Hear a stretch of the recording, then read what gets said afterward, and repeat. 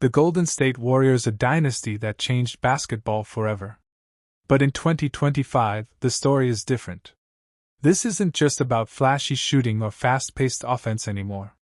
This is about legacy, about survival, and about one more push toward greatness. When the Warriors stepped on the court against the Los Angeles Lakers to open their preseason schedule, something felt new, something different. Steph Curry was still there, calm, focused, and laser-sharp. Draymond Green was still barking commands, controlling the floor with his unmatched defensive mind. And now, there was a new face, Al Horford, 39 years old, a veteran of battles past, wearing blue and gold for the very first time. This is the story of how one preseason game told fans everything they needed to know about where the Golden State Warriors are headed. After the heartbreak of the previous season, the Warriors faced one big question: can this team still win?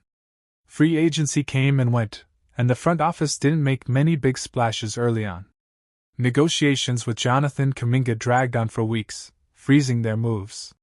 But when the dust settled, the Warriors quietly built one of the most balanced veteran rosters in years. They brought in Al Horford, the floor-stretching big man who still defends at an elite level.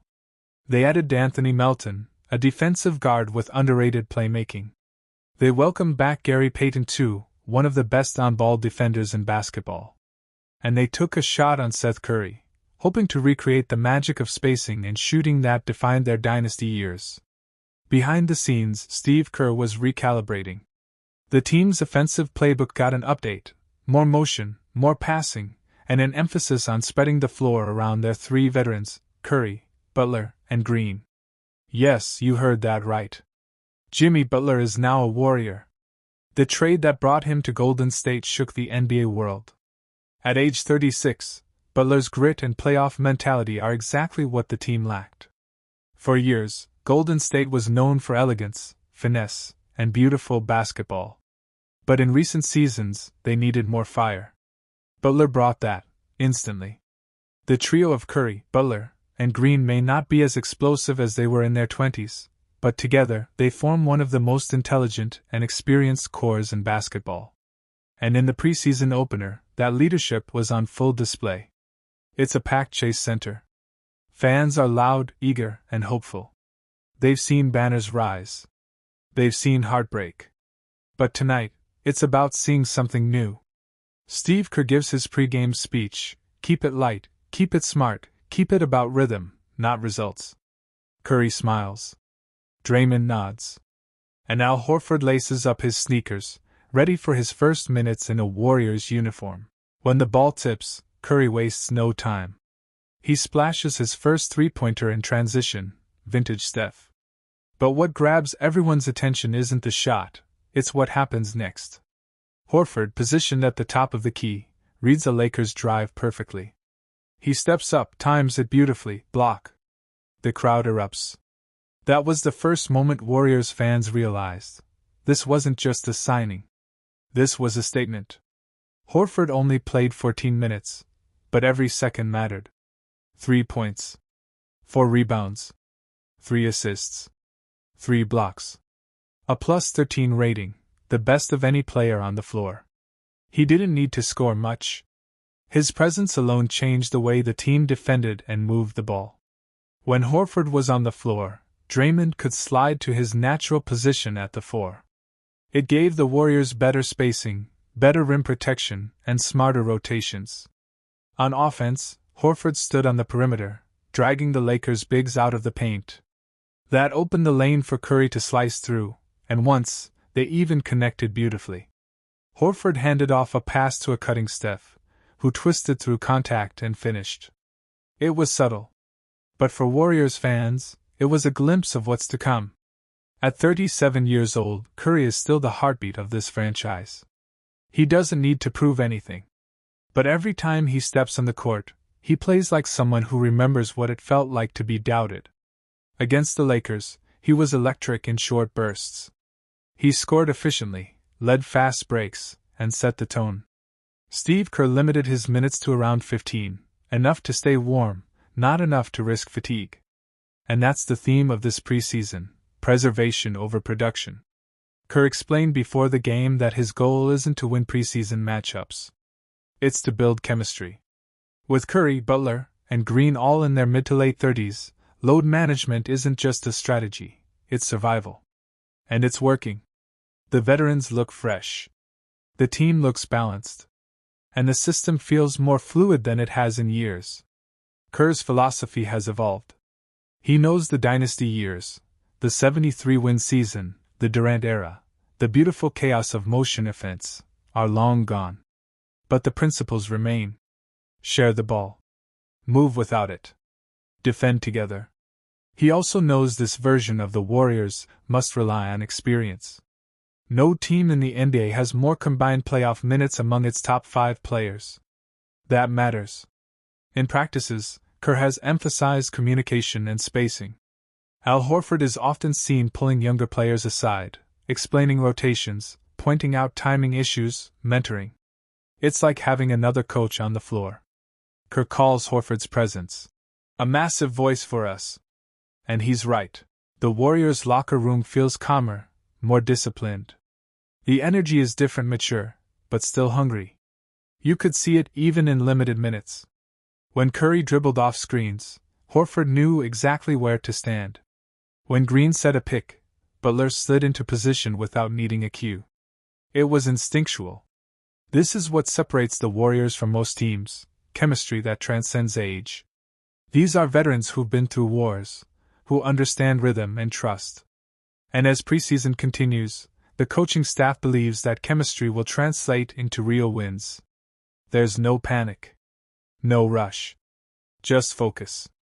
In the locker room, players talked about the excitement of blending old-school IQ with new blood. Kuminga, Podziemski, and Melton all mention how valuable it is to play alongside such legends. This mentorship dynamic could define the Warriors' season. Golden State isn't just chasing another playoff berth, they're chasing respect. After being written off multiple times, the Warriors are quietly rebuilding their identity. No more small ball without size. No more defensive collapses in the paint. Horford changes all that. He brings height, shot blocking, and leadership. And if he stays healthy, he could be the missing piece in one final title run. But it won't be easy.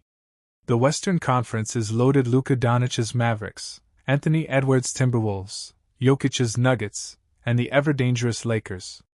To win, the Warriors will need to balance minutes, manage egos, and trust the process. Steve Kerr knows that. Curry knows that. And now, Al Horford knows what it means to wear the blue and gold. As the game ended and the crowd cheered, one thing was clear: this team isn't done. They're older, wiser, and maybe slower. But their heart? Still pure gold. For fans, Al Horford's debut wasn't just about numbers. It was about belief. That maybe, just maybe, the Warriors have one more magical run left in them. Stephen Curry walked off the court smiling, towel over his shoulder, waving to the fans who've been with him through everything. The message was clear: we're not finished yet. Because as long as Curry is still shooting, Draymond is still fighting, Butler is still leading, and Horford is still blocking shots, the Golden State Warriors are still dangerous. Breaking news out of the NBA, and it's huge for the Golden State Warriors. The league has officially introduced 2 new foul rules for the 2025-26 season, and guess what? They might change the game, especially for Stephen Curry. The first rule, the high five rule. From now on, defenders can't hit a shooter's hand during the shooting motion, not even a little touch. The second rule, the delayed contact rule. If a player is hit after releasing the ball even a full second later, it still counts as a foul. That's right, contact after the release is no longer ignored. And for someone like Steph Curry, the master of high-arching, quick-release jumpers, these new rules could open the floodgates. Steve Kerr, the mastermind behind Golden State's dynasty, spoke about it immediately. He said, "The biggest one is the high five rule. Defenders were literally high-fiving shooters after the release. That's no longer allowed. For years, Curry and other shooters have been slapped, tapped, and brushed on the follow-through, no call. But now, that's a foul. It means defenders can't crowd the arc as tightly as before. And that means more space for shooters, more freedom for Steph, more buckets. Curry has always played under immense pressure. Traps, doubles, blitzes, body contact, all designed to slow him down. Now, with stricter foul protection, defenders will have to think twice before reaching or touching. This isn't just a small tweak. It's a shift in the balance of power favoring skill, touch, and precision. Let's be honest, no one benefits more than Steph Curry. He's the greatest shooter the league has ever seen. His release is lightning fast. His follow-through? Legendary. Now imagine Curry shooting knowing the refs are protecting his hands and wrists. He can extend his motion fully, finish naturally, and trust that contact won't go uncalled. Expect Curry's free throw attempts to rise. Expect his three-point percentage to climb. Expect his confidence already off the charts to become untouchable. And for the Warriors' offense, that's a nightmare for every defense in the league. The spacing improves. The rhythm returns. The Warriors' motion system, the one built on timing, cuts, and ball movement, just got turbocharged. Steve Kerr said it best.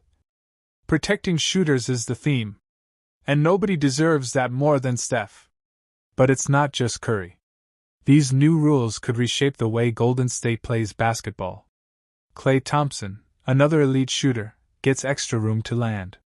Moses Moody, young, athletic, and growing into his role, can finally take fearless jumpers. Even rookies like Podziemski benefit, learning to shoot without worrying about wrist contact.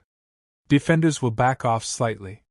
That half step of space is everything for Golden State's offense. The ball will move faster.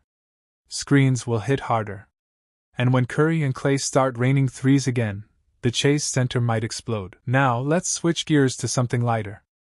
Over the offseason, Moses Moody went viral for a hilarious reason. He was back home in Little Rock, Arkansas, playing pickup basketball at a local park. A few guys thought they recognized him and whispered, "Yo, is that Moses Moody from the Warriors?" But here's the twist: Moody was only using his left hand. He'd undergone thumb surgery on his right hand after tearing a ligament late last season. He was still recovering, but he couldn't stay away from the game. So he played left-handed. He airballed a few shots. And the guys watching said, "Nah, that's not him." Little did they know that was him. A real NBA player, playing with one hand, just because he missed the game that much. That story tells you everything about Moses Moody's heart. He's competitive. He's fearless. And now, fully healthy, he's looking to prove he belongs in the Warriors' future core. Inside the Warriors' facility, the mood is focused. Curry, Draymond, Klay, the core is still locked in. But there's a new sense of urgency. The team knows this window isn't open forever. Curry's turning 37 soon, yet his energy is unreal. Kerr has adjusted the playbook, integrating younger guys while keeping the vets sharp. You'll see more off-ball action, more screen manipulation, more trust in the bench unit, Moody, Kuminga, and Podziemski. And the new foul rules? They'll practice around them. Expect drills focusing on clean contests, proper hand placement, and safe closeouts. The Warriors are already planning how to weaponize these rule changes. Fans are buzzing. Some say the NBA just handed Curry another MVP season. Others argue the league is making it too easy for shooters. But the truth? Basketball evolves. And the league is always finding ways to protect its most skilled players, to make the game cleaner, safer, and more spectacular. And when Curry's shooting deep threes without worrying about a slap on the wrist, everyone wins. As the 2025-26 season begins, the Golden State Warriors find themselves at another turning point. They're older, but smarter. Experienced, but still hungry. And now, the rules themselves seem to favor their style of play. Stephen Curry has already changed basketball once. Now, he might do it again. Because when you protect the greatest shooter of all time, you might just unleash another Warriors revolution. The NBA offseason is always full of speculation, but this year, one name keeps popping up in the headlines for the Golden State Warriors: Bam Adebayo of the Miami Heat. Reports from Brett Siegel of Clutch Points suggest that if Adebayo ever requests a trade, the Warriors would be among the top teams interested in acquiring him. Why is Bam so intriguing to Golden State? His skill set mirrors that of Draymond Green but with an added scoring punch. He is a three-time All-Star with a versatile defensive game, capable of guarding multiple positions and anchoring the paint. Offensively, he can create his own shot, pass effectively, and stretch the floor. In short, he is the kind of player who could transform Golden State's championship window from great to nearly unstoppable. For fans, the idea of Bam joining the Warriors conjures exciting scenarios: Curry driving and kicking out to Adebayo spotting up for a mid-range jumper, or Green and Adebayo forming a defensive tandem that could shut down almost any opponent. Even though a trade is purely speculative, the prospect alone changes the narrative around Golden State's strategy this season. Last season, Bam averaged 18.1 points, 9.6 rebounds, and 4.3 assists per game, showcasing both scoring and playmaking. His ability to contribute across multiple statistical categories makes him unique among big men in today's NBA. If he were to join the Warriors, the team would essentially be adding a secondary playmaker. Imagine the floor spacing with Curry on the perimeter, Seth Curry or Klay Thompson spotting up, and Bam rotating as both a defensive anchor and a facilitator. This would allow Steph and Curry to focus more on scoring while maintaining offensive flow. Defensively, Bam's presence would mean strong rim protection, ability to switch onto guards in pick-and-roll situations, more freedom for Green to act as a defense general elsewhere on the floor. In short, Bam would bring balance to a team that has previously struggled when opponents target the paint or exploit mismatches. His skill set perfectly complements Golden State's existing stars and could fill gaps left by previous seasons. Acquiring Bam Adebayo would not just be a personnel upgrade, it would be a strategic shift. The Warriors would become more versatile defensively, capable of running multiple small ball and traditional lineups, less reliant on Draymond Green to cover every defensive mismatch. From a coaching perspective, Steve Kerr would gain new flexibility. With Bam on the floor, Kerr could play faster in transition without sacrificing rim protection, use off-ball movement more effectively with Curry and the shooting guards, mix in heavier lineups against dominant centers in the West.